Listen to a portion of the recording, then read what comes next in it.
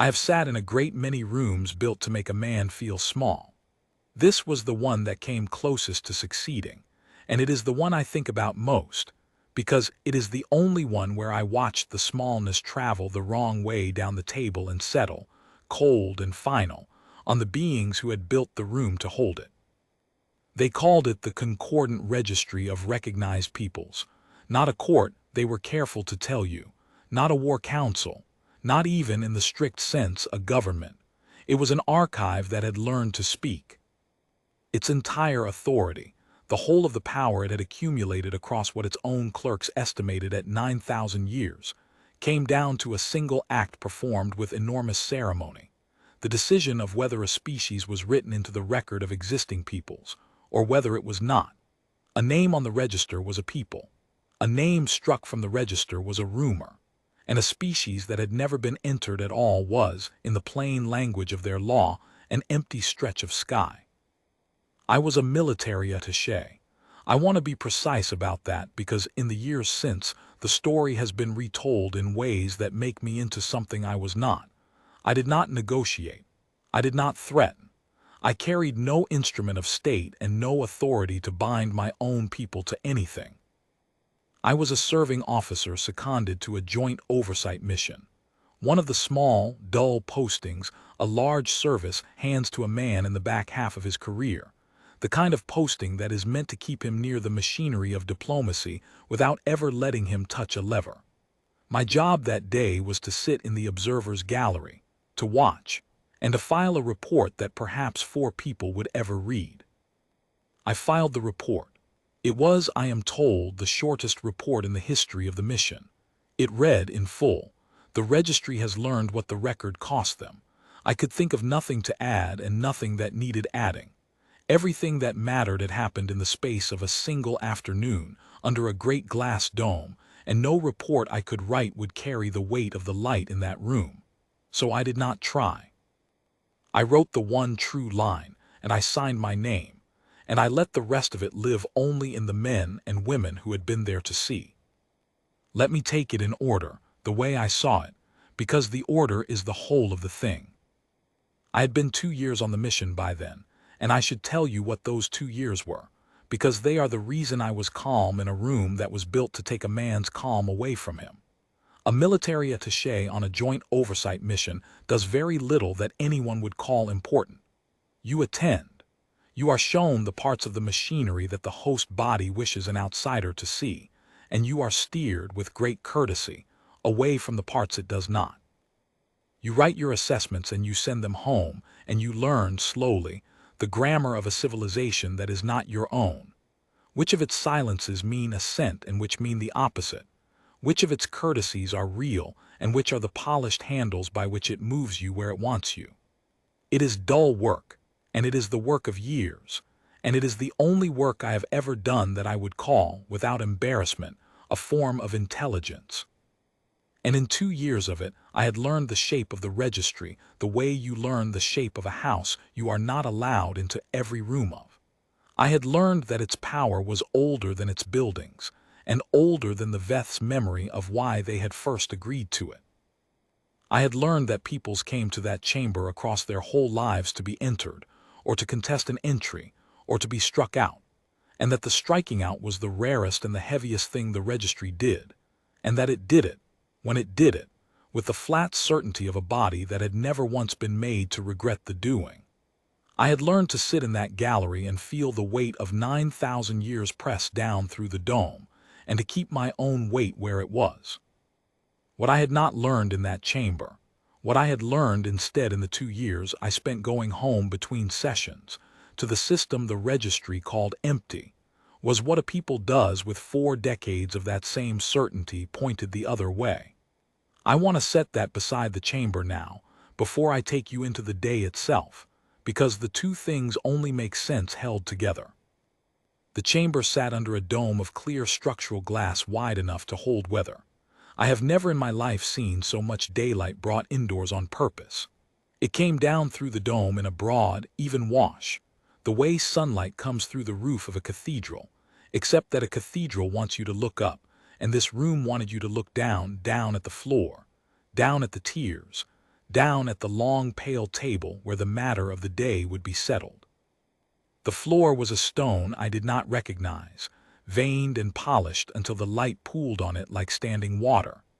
The seating rose in curved tiers on every side, ring on ring, so that a speaker on the floor stood at the bottom of a bowl with the whole of the assembled registry looking down into it. Along the curved walls between the tiers ran bands of cold blue light. Their displays, their record made visible, glyphs and columns crawling in a script I could read only in fragments after 2 years of trying. The counselors themselves were a species I will call, for one of their own name in a form a human throat can make, the Veth. Tall when they stood, though they rarely stood. Gray-skinned, the gray of wet slate, with long faces that came to a narrow ridge at the crown of the skull, and eyes set wide and dark and patient. They wore layered ceremonial cloth in the muted colors of old paper, grays and bone whites and a faded ochre, and the layers meant something: rank, tenure, the number of matters a counselor had sealed. The oldest among them wore so many layers they seemed less to sit than to be arranged, like documents folded and set aside. They did not gesture much. They had a way of going very still when they were displeased, a stillness that came off them in the room like a drop in temperature, and I had learned in 2 years to read that stillness the way a sailor reads a sky. At the head of the table sat the one they called the keeper of the concordant record. Her name, as near as I can render it, was Sethal.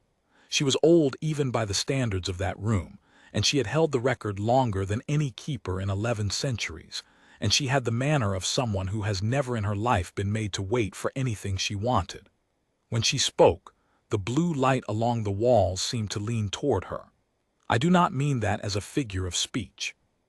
Their displays were keyed to the keeper's voice, and the whole crawling record of 9,000 years would rearrange itself to whatever she was saying, as if history itself were a clerk taking dictation.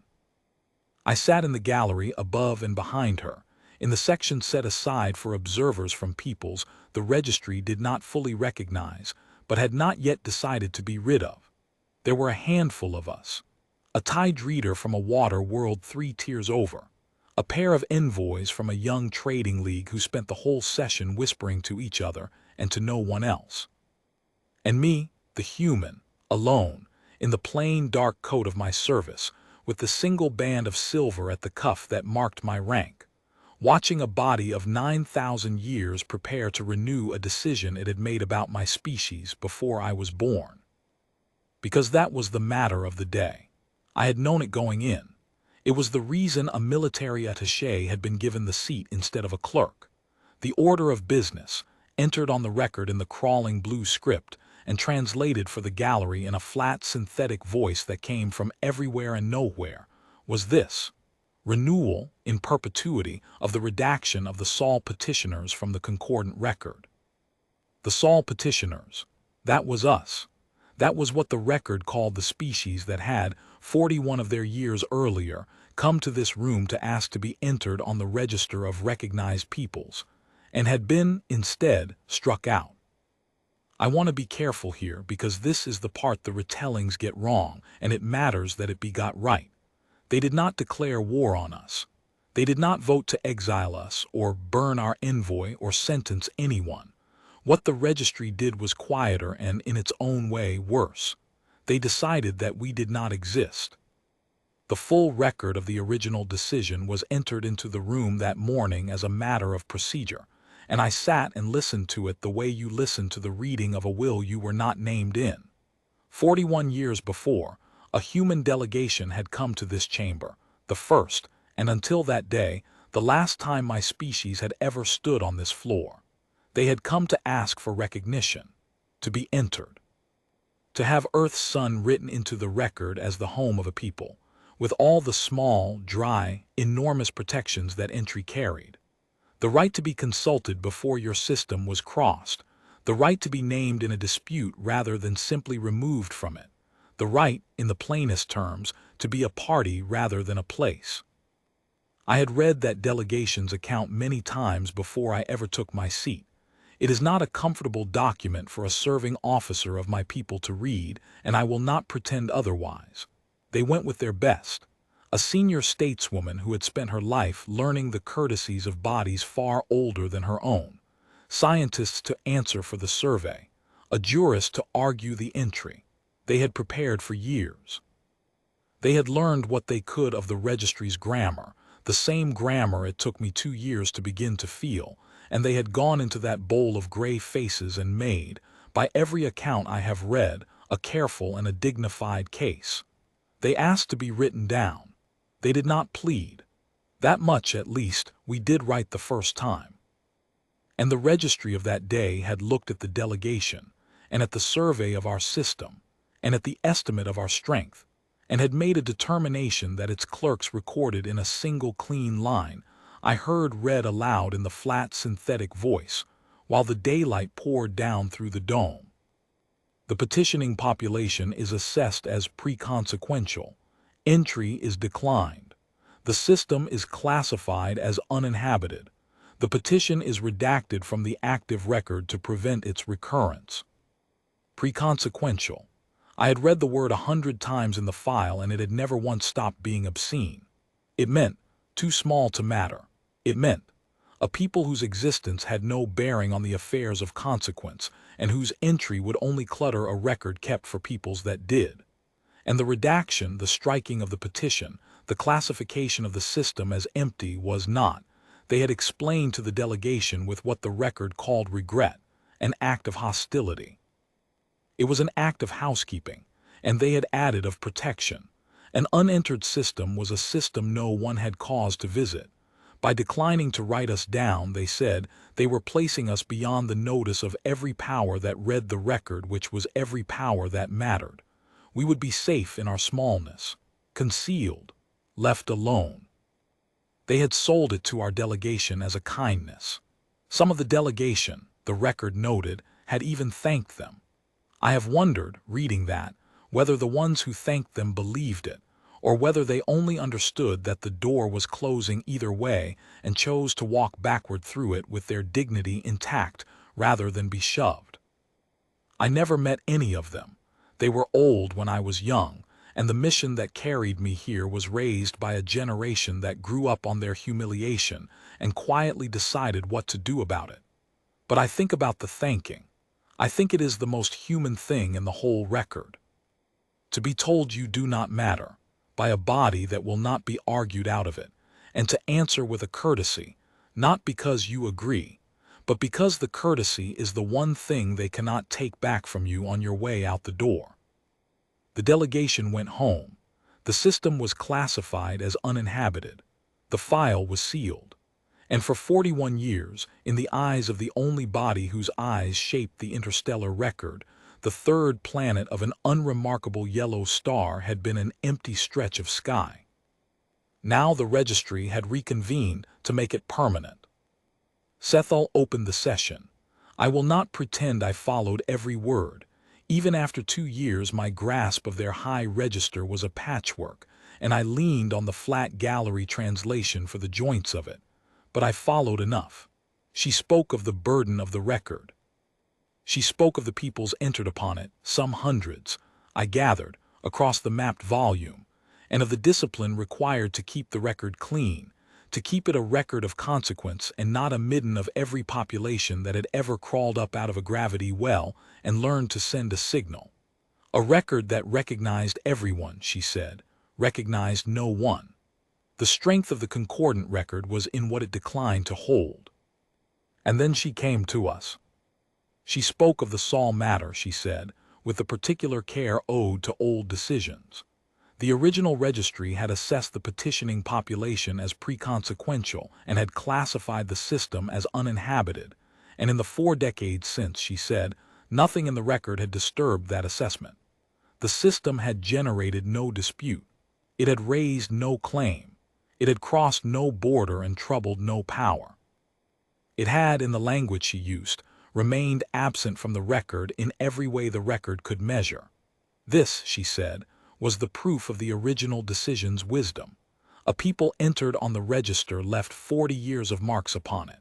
The Saul population had left none, and a people that left no marks across 40 years was a people the record had been right to decline. She proposed, therefore, to close the matter, not to reconsider it, to seal it beyond reconsideration, to enter the redaction into the perpetual record, the deepest tier of their archive, the one reserved for matters that could never again be opened by any keeper who came after her. The Saul system would be classified as uninhabited not for a term but forever. The petition would be struck not from the active record but from the possibility of record. We would not merely be unwritten. We would be unwritable. There was a murmur through the tears at that, not objection. The Veth did not murmur in objection. When they objected, they went still. This was the murmur of assent, a low harmonic that ran around the bowl of the chamber like wind moving through a field, and I understood that Sethal was not asking the room a question. She was informing it of a conclusion, and the room was agreeing in the way that a well-run body agrees with a thing it has already decided. I had heard that harmonic a dozen times in 2 years, over a dozen lesser matters, and I had learned that it was the truest sound the registry made. Their speeches were performance, their procedure was ritual, but that low agreeing hum, running round the tears, was the body's actual mind made audible, and it never lied about where the body had already come to rest. That morning it was warm and certain and unhurried, and it told me plainly that the decision was not in doubt and had never been in doubt, that the session was not a deliberation but a ceremony of confirmation, and that every counselor in that bowl considered the sealing of my species a settled and slightly tedious formality on a long day's docket. I have no doubt that some of them, hearing the Saul matter called, thought of it the way a man thinks of the last dull item on an agenda that stands between him and his supper. I sat still in the gallery and I watched my species be discussed as a housekeeping matter, and I will tell you honestly what I felt, because I have had years to be honest about it. I did not feel rage. Rage is what the retellings give me, and rage would have been easier to carry. What I felt was the specific, cold clarity of a man watching people make a mistake so large and so slow that there is no longer any way to warn them out of it, because the mistake was made 41 years ago, and everything since has only been the mistake arriving. I even thought once in the middle of it of raising my hand, not to threaten, not to warn. There is no warning a body out of a mistake it has already made and is only now finishing. I thought of it the way you think of speaking at a funeral, out of some feeling that the moment is too large to pass in silence. But I was an attaché. I had no standing to speak on that floor, and no authority to say the one thing that would have mattered, and I will be honest, no wish to say it, because the saying would have been for me to ease the pressure in my own chest, and it would have cost my people the one advantage that patience had bought them. So I kept my hand in my lap, and I kept my face still, and I let the room go on being certain. It is a strange kind of discipline to sit quietly and let people ruin themselves when a single sentence from you might slow it. I do not recommend it, but I have never regretted it, because I knew what they did not. I knew what 41 years of being an uninhabited system had let us do. You have to understand what the redaction actually did in the plain physical sense once you strip away the ceremony. When the registry classified our system as empty, they did not merely decline to protect us. They instructed the whole reading civilization to look away. Every survey lane, every watch post, every patient instrument that the powers of the mapped volume kept trained on the systems that held recognized peoples, all of them were keyed in the end to the record. You watched the peoples who were written down. You did not waste watch on empty sky. There was too much empty sky and too few instruments, and the record told you where to point them. And the record said, in a clean sealed line, that there was nothing at Saul worth the pointing. For 41 years, no one watched us. Not the registry, not the powers who deferred to it, not the survey leagues who bought their maps from it. We were the one inhabited system in the mapped volume that no instrument in the mapped volume was trained upon, because the only authority that decided where instruments were trained had declared us not to be there. They gave us the one thing a young people asking for recognition can almost never get. They gave us 4 decades of not being watched. And we are, whatever else may be said of us, a people who does a great deal with not being watched.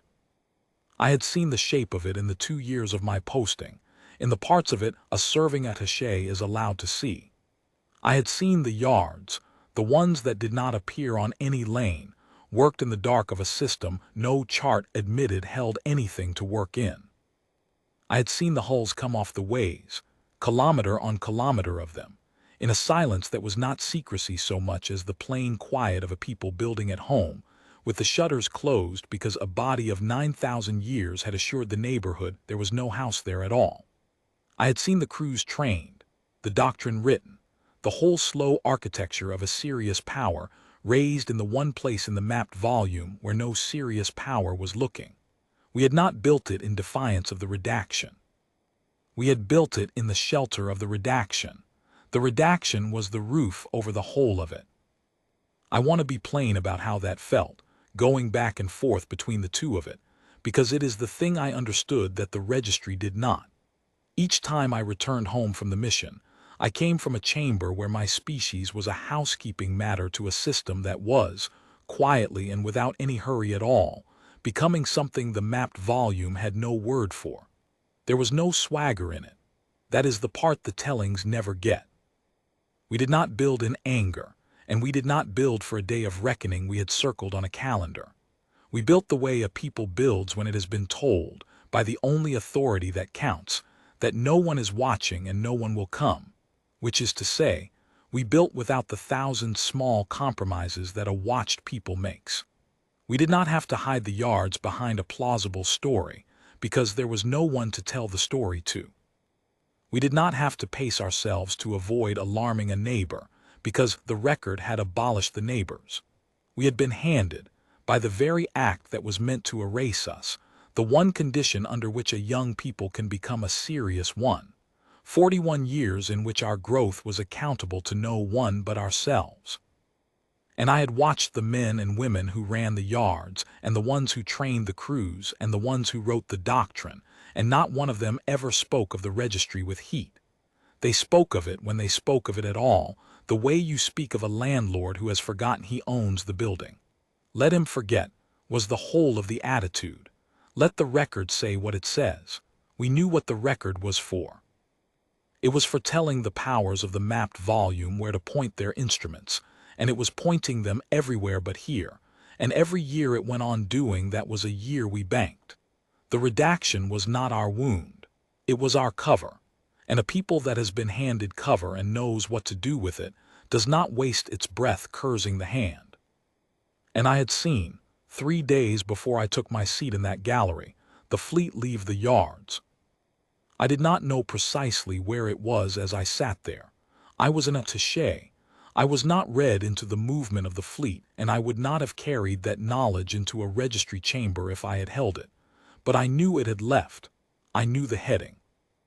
And I knew, watching Sethal prepare to seal us out of existence forever, that the timing was not mine to arrange and had not been left to chance, and that somewhere above the daylight pouring down through that great clear dome, the marks we had declined to leave on the record for 41 years were about to arrive all at once. So I sat still. That was the whole of my part, and I have never been prouder of a thing I did by doing nothing. I sat still, and I let the room seal the door it did not know it was standing in front of. The renewal proceeded. It was, I have to say, beautifully run. 9,000 years teaches a body how to move through its own procedure, and the registry moved through the ceiling of my species the way a great orchestra moves through a piece it has played 1,000 times, every counselor knowing his entrance, the blue light along the walls rearranging the record in long, clean sweeps as each stage was affirmed. The assessment was read again and affirmed. The 41 years of absence were read again and affirmed. The classification of the system as uninhabited was read again and affirmed. Each affirmation ran round the bowl of the chamber in that low harmonic of assent, and each time it came round, The daylight seemed to me to sit a little heavier on the pale table. There is a particular horror in watching a thing done well toward an end you know to be a mistake. If they had been cruel about it, or careless, or plainly corrupt, it would have been easier to sit through. But they were none of those things. They were thorough. They were dignified. They were, in the narrow terms of their own law, entirely correct. Every step of the ceiling sat squarely within the procedure that 9,000 years had refined precisely, so that no people would ever be struck from the record in error. That was the whole terrible joke of it, and I was the only one in the room who could hear it. The procedure existed to prevent a mistake, and the mistake had already been made, 4 decades before, and everything the procedure was now doing so beautifully was the careful, correct, dignified work of sealing that mistake beyond any hope of correction. I watched Sethel preside over it, and I will tell you she was magnificent, in the way that a thing built for one purpose across a very long time is magnificent at that purpose. She did not hurry and she did not linger. She let each counselor make his affirmation and she gathered them, one by one, into the growing weight of the sealed decision, and the record on the walls thickened and settled under her voice like sediment coming down through still water. Once a counselor midway up the tiers raised a small question about the form of an entry, whether the classification should read uninhabited or vacated, 2 words that meant, as near as I could follow, the difference between a system that had never held a people and one that had held a people who were now gone. Sethel considered it. She ruled for uninhabited. A vacated system, she observed, invited the question of where the inhabitants had gone. An uninhabited one closed the question before it could be asked. The counselor accepted the ruling. The record took the word, and I sat in the gallery and understood that they had just chosen, deliberately and with care, the word that would make us hardest to find, and that the choice would matter within the hour in a way none of them could imagine, because the answer to the question they had just voted to foreclose was, at that moment, closing the distance to their sky. And then, near the end of it, one of the counselors did a small thing that changed the day. He was young by their measure, few layers to his cloth, a counselor of perhaps his first century, seated well up the tiers where the junior members sat, and he raised with great deference a point of procedure. Before the matter was sealed in perpetuity, he said, the perpetual record required a final entry, the closing observation of the system as it stood on the day of sealing. It was a formality. The deep archive did not accept a redaction without a contemporaneous survey line confirming the classification. It was, he said, the last stitch. A single fresh reading of the empty system, entered to close the file. Sethel inclined her long head. A wise adherence to procedure, she said, or words the translation rendered so. The young counselor had done nothing but be thorough. He requested the current survey line for the Sol system, the live reading, the one the deep archive required, and the room settled in for a formality, the way a room settles in for the reading of a date. I felt the whole of my life narrow to the next several seconds. Because they were about to look. For 41 years they had not looked, because the record told them there was nothing to see. And now, to seal the record forever, procedure required them to look once, one clean confirming glance at the empty sky, and enter what they saw.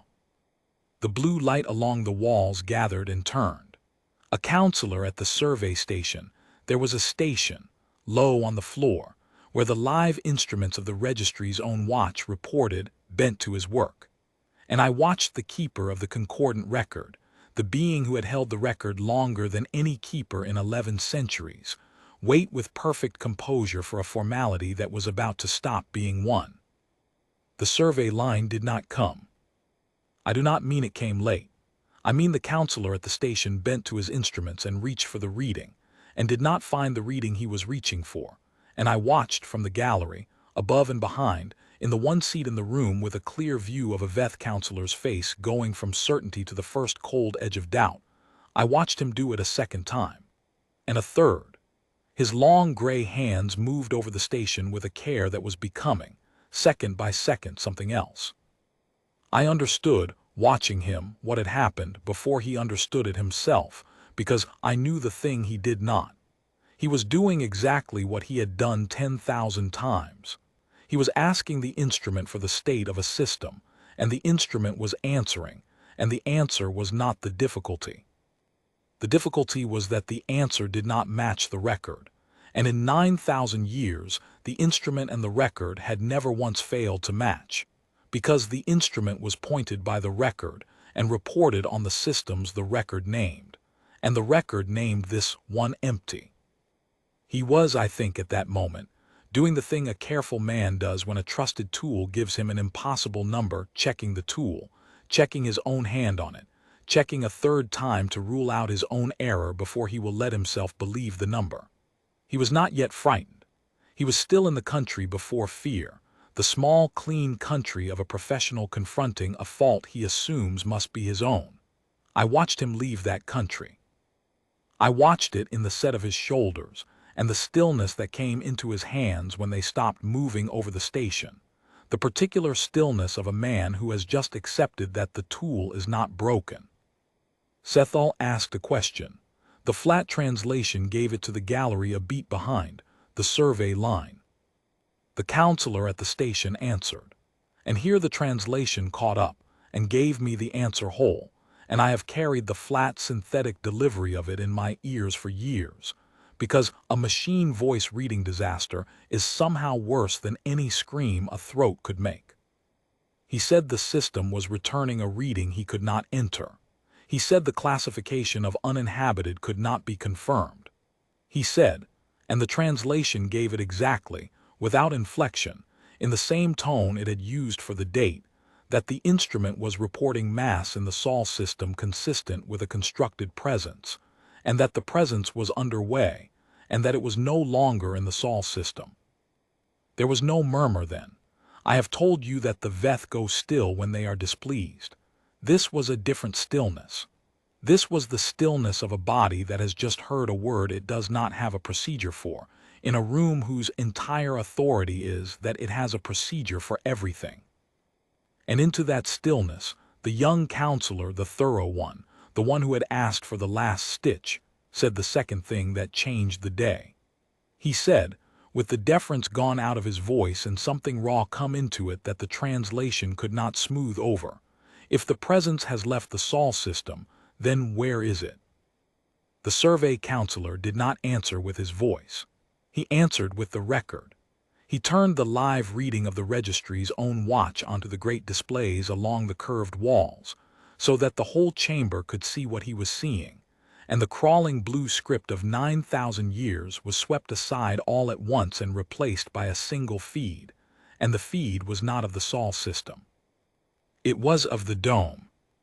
Their own instruments, turned at last to look at the one place they had told the whole civilization not to look, had followed the constructed presence out from Sol along a heading, and the heading came here, and the instrument, doing only what it was built to do, reporting mass where mass was, had swung its report up and out through the great clear glass of the ceiling, and found the mass it was hunting already there. I looked up. The whole room looked up. 9,000 years of the mapped volume's most patient authority tipped its long gray heads back and looked up through the dome that had poured such beautiful daylight down onto the ceiling of my species, and the daylight was wrong now, and every one of them saw it in the same instant. The light coming down through the dome had changed. It had gone from the broad, even wash of a clear day to something broken and moving, because the sky above the glass was no longer only sky. The fleet had come in above the chamber, high and unhurried, hull on hull spread across the whole width of the dome, and the daylight was reaching us now around the edges of them, through the gaps in a formation kilometers deep, so that the pale table and the veined floor and the tiers full of gray faces were lit in the shifting, cathedral-broken light of a great many enormous ships standing between that chamber and its sun. They had been there, I understood, we all understood in the same cold second for some time. Long enough. They had come in above the dome while the registry read its affirmations, and they had done it in daylight, in the open, above the one roof in the mapped volume built to let the light in, and no instrument had reported them until a young counselor asked, out of thoroughness, for one last look at the empty sky. I have thought since about the discipline it took to do that, to bring a fleet across the distance and hold it above a hostile capital and let it hang there, unhurried, over a chamber full of the beings who had erased you, and to do nothing, not to signal, not to announce, not to fire a shot across any bow, but simply to be there in the light, and to wait for them to look up on their own. That is not the work of an angry people. Anger announces itself. Anger wants to be seen arriving. What hung above that dome had wanted, above all things, not to be seen arriving, had used the redaction one last time, the way we had used it for 41 years, to come the whole way to their sky unwatched, and had then simply stopped, and waited, and let their own procedure be the thing that finally turned their heads up. We did not reveal ourselves to them. We let them discover us, at the exact moment their own thoroughness required it, and there is a colder kind of power in that than in any announcement, because it left them nothing to be indignant at. You cannot accuse a people of ambush when the only thing they did was arrive and wait for you to check. There was a sound in the chamber then. I had never heard it before, and I have never heard it since, and I do not have a good word for it. It was the sound of a body of 9,000 years making a noise it had no procedure for, a low, rising harmonic, not the ascent that had run round the bowl all morning, but something torn out of the same instrument, the same throats, pitched high and climbing, the sound of the Veth doing the thing they never did, which was to be, all at once and altogether, afraid. And through it, from the head of the table, Sethal spoke. She did not rise. She did not raise her voice. She was the keeper of the concordant record, and she had held it longer than any keeper in 11 centuries, and she did the one thing left to her, which was to reach for the record itself, the way she had reached for it all her life, to make it tell her what was true. Her voice keyed the displays. The feed of the dome held for a moment, and then, at the keeper's word, the blue script came crawling back, the record, the deep archive, the whole history of what the registry had decided about the third planet of an unremarkable yellow star. She called up the Sol file. I could not read the high glyphs at speed, but I did not need to. I could read her face, and I had learned in 2 years to read the stillness of a Veth, and what came over Sethal as the file assembled itself on the wall above her was not stillness. It was the collapse of stillness. It was a being reaching for the authority that had never once failed her, and finding, in the place where the authority should be, the exact shape of the mistake. Because the record told her what the record had always told her. It told her the system was uninhabited. It told her the population was pre-consequential. It told her the petition had been redacted to prevent its recurrence. Every clean sealed line she had trusted for 41 years was still there, still clean, still sealed, and every one of them was now a description of the thing standing between her chamber and the sun. She said 6 words. The translation gave them flat, and I will give them to you flat, because that is how they landed, and flatness is the whole of their weight. She said, the record. It was our watch. I do not think she meant it for the room. I think she meant it for herself, the way a man says the true thing out loud only at the moment it is too late for the saying to help him. But the chamber had gone silent enough by then to carry it, and I heard it in the gallery, and I have never forgotten it, because it was the sound of the registry understanding the shape of its own ruin in the plainest possible terms. I have turned those 6 words over more times than I can count, and I have come to think they are the most honest thing ever said in that chamber in 9,000 years, and that Sethal, whatever else is laid at her door, deserves to be remembered as the one who said them, because she did not reach, in that moment, for a defense. She did not say we were treacherous, or that we had violated some law of approach, or that the ambush was beneath the dignity of peoples. She saw, faster than anyone else in that bowl, exactly what had happened, and she named it without a shred of self-mercy. The record had been their watch. They had trusted the writing to tell them where the world was, and they had struck us out of the writing, and so they had struck us out of the world they could see, and we had lived and grown and built in the precise blind spot their own writing had cut. She understood in 6 words what it took her whole body the rest of the hour to catch up to, that they had not been deceived by us. They had been deceived by the record, which was to say, by themselves, which was to say, by the one thing they had never in 9,000 years thought to doubt. The record had been their watch. That was the thing they had never once questioned in 9,000 years. You watched what was written down. And so when they had struck us from the record, when they had classified our sun as empty sky to keep us safe in our smallness, they had not merely declined to watch us. They had built, with their own procedure, with their own authority, a blind spot the exact size and shape of my species, and then they had spent 41 years defending that blind spot as proof of their own wisdom. Every year we left no mark on the record, they had counted as a year we had proven them right.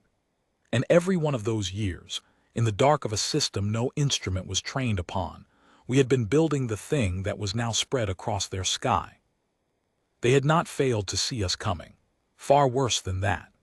They had ordered themselves not to look, and then they had renewed the order, that very morning in perpetuity, one procedural glance before the sealing away from finding out. The young counselor, I keep coming back to him, because he is the one I feel for if I feel for any of them. The young counselor asked the last question anyone in that room would ask me. He turned, up in the tears, and he found me. The human. The observer in the plain dark coat, alone in the section for peoples the registry had not yet decided to be rid of, sitting very still while a body of 9,000 years came apart below him. And he asked, and the translation gave it to me clean, with the deference back in it now but bent into something like a plea. What do the Saul petitioners want?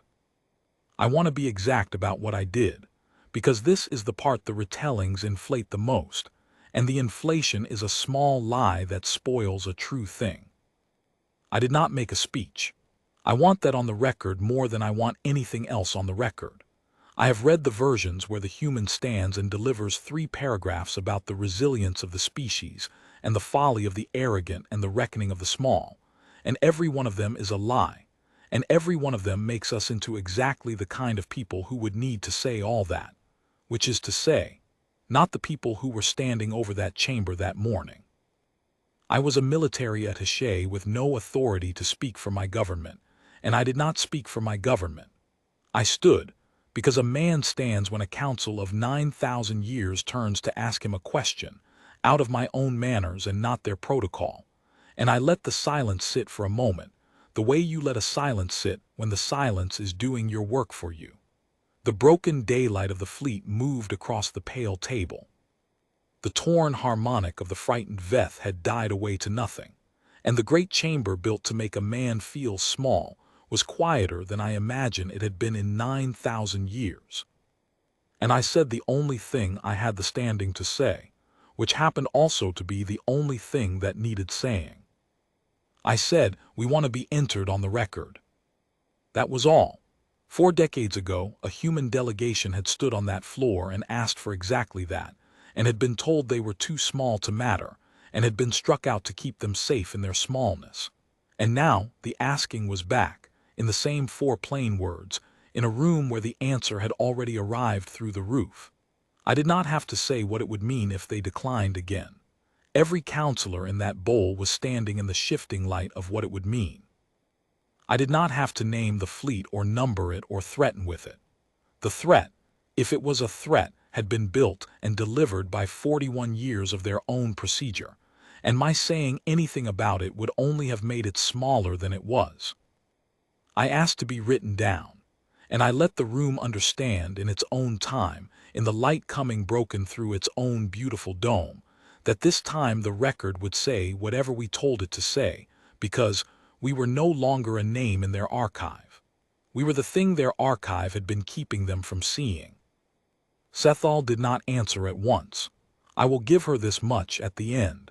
She did not flinch, and she did not beg, and she did not reach again for the record that had failed her. She sat at the head of the table with the daylight of our ships moving over her folded layers of old paper cloth, and she looked at me across the whole width of that chamber, across the tears and the pale table and the veined stone. the keeper of the concordant record looking up at a species she had spent the morning sealing out of existence, and I watched her understand that she was going to spend what remained of her tenure writing us back in. She said one word. The translation gave it to me as entered. That was the whole of it. One word to undo 41 years and 9,000 of habit. The blue script along the walls stirred, and somewhere in the deep archive a sealed line came unsealed, and the third planet of an unremarkable yellow star ceased, in the eyes of the only body whose eyes shaped the record, to be an empty stretch of sky. I sat back down. There was nothing else for me to do. I was an attaché. The negotiating, now that there was going to be negotiating, would be done by people with the standing to bind a government, and it would take years, and it did. I sat back down in the observer's gallery, and I watched the registry begin, slowly, badly, with the shock still on them, to do the work of recognizing a people they had spent 4 decades pretending was not there. The tide reader from the water whirled 3 tiers overturned and looked at me for a long moment and then looked away. And I have often wondered what her people made of that day, and whether it changed how they thought about their own clean, sealed lines. The years that followed were the dull kind, and I mean that as the highest thing I can say about them. There were no more fleets over domes. There did not need to be. The one appearance had done the whole of the work that an appearance can do, which is to move a question from the column of things a body may decide as it pleases into the column of things it must decide correctly.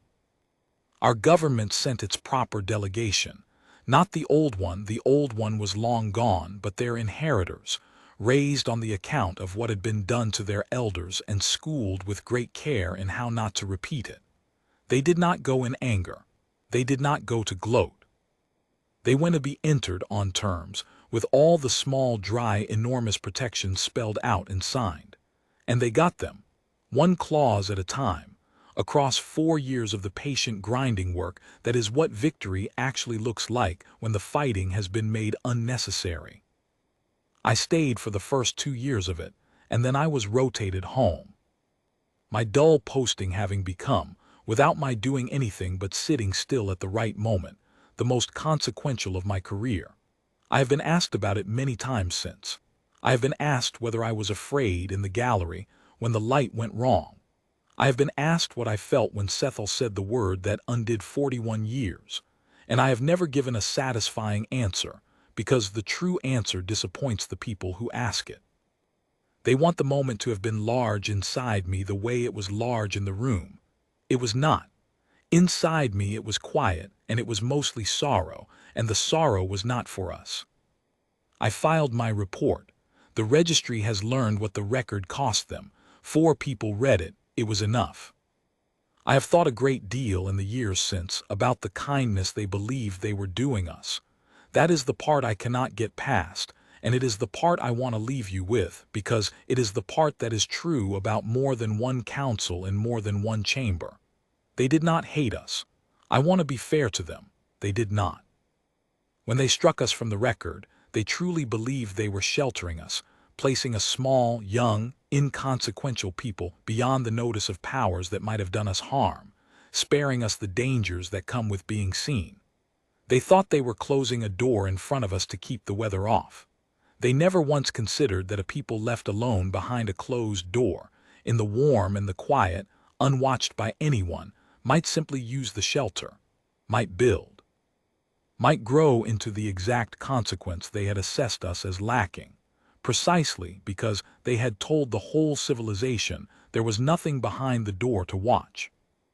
They had a word for us in that first assessment 41 years ago, pre-consequential, before consequence. And the terrible thing, the thing I think Sethal understood in the moment she said her 6 flat words to no one, is that the word was accurate. We had been before consequence. And they had handed us 4 decades of not being watched, and called it protection, and sealed it as wisdom. And in all of it, they had never asked the one question that a body meant to weigh the consequence of peoples ought to ask first, which is not how small is this people now, but what will this people do with the time we are about to give them? They gave us the time. They gave it to us wrapped in ceremony and sealed against reconsideration and defended, year on year, as the proof of their own good judgment. And we did with it exactly what any serious people does with 4 decades and no one watching. We stopped being before consequence. The last thing I remember from that chamber, before the years of proper diplomacy swallowed the day into the dull machinery it became, is the light. The broken daylight of our fleet, coming down through that great clear dome the registry had built to let the light in, the same dome, the same daylight, that had poured so evenly over the ceiling of my species not an hour before. It fell now across a room of gray faces tipped back and up, and it fell in the moving, kilometer-cut shadow of the thing they had spent 41 years insisting was not there. And I sat in the gallery in the plain dark coat of my service, and I did not smile, because there was nothing in it to smile at. And I watched a body of 9,000 years learn the one lesson its whole record had been built to keep it from ever having to learn. You cannot unsee a people by refusing to look at them. You can only make very sure that when you finally look, they are already standing over you in the light, waiting to be written down.